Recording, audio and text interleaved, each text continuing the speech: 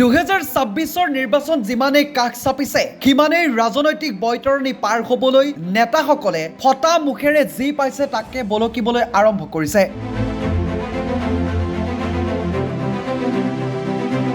দিনক দিনে বৃদ্ধি পাইছে বোকা ছটিওৱাৰ ৰাজনীতি।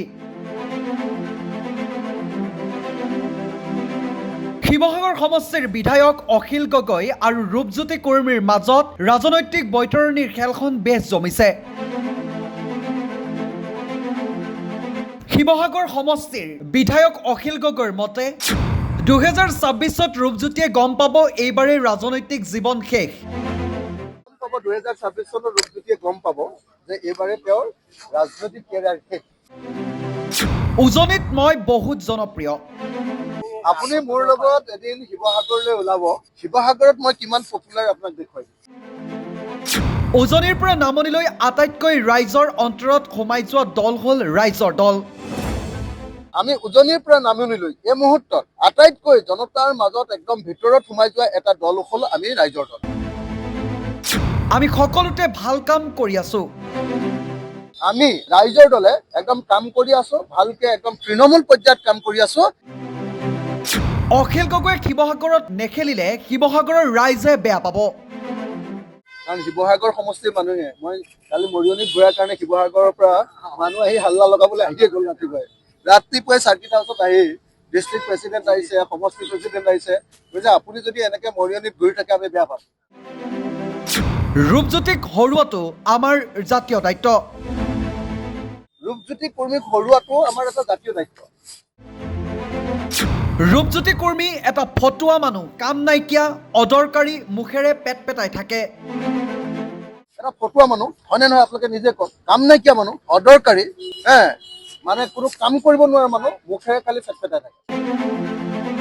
হয়, বকো সমজিলা আয়ুক্তৰ কাৰ্যালয়ত বিজেপি নেতাই ভোটাৰ তালিকাৰ গুৰুত্বপূৰ্ণ নথি সলনি কৰাৰ অভিযোগ শিৱসাগৰ সমষ্টিৰ বিধায়ক অখিল গগৈৰ।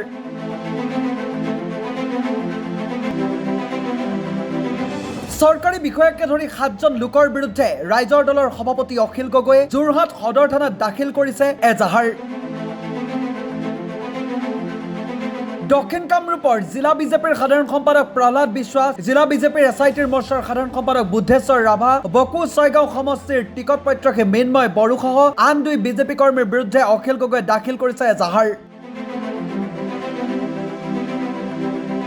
শিৱসাগৰ সমষ্টিৰ বিধায়ক অখিল গগৈয়ে ৰূপজ্যোতি কুৰ্মীক লৈও কেতবোৰ গুৰুত্বপূৰ্ণ মন্তব্য কৰা দেখিবলৈ পোৱা গৈছে। কি মন্তব্য কৰিছে সম্পূৰ্ণকৈ আমি শুনাব বিচাৰিছো। যোৱা 22 জানুৱাৰী তাৰিখে বকো সমজিলা যিটো কাৰ্যালয়, বকো সমজিলা কাৰ্যালয়ত 4জন বিজেপিৰ কাৰ্যকৰ্তাই ভোট চুৰি কাৰ্য সম্পন্ন কৰি আছিল।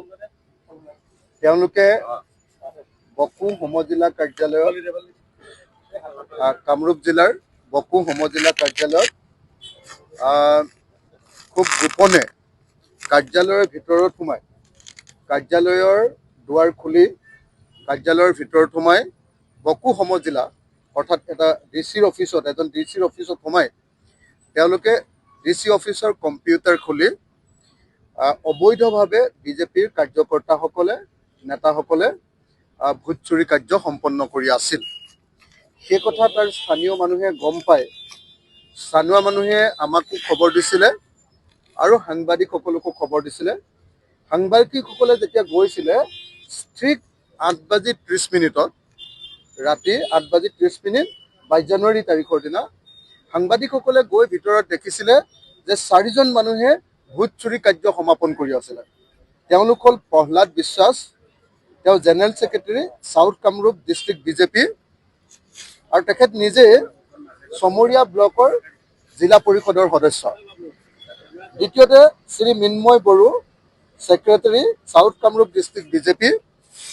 তৃতীয়তে Budheswar Rabha, general secretary south Kamrup district ST Morcha BJP.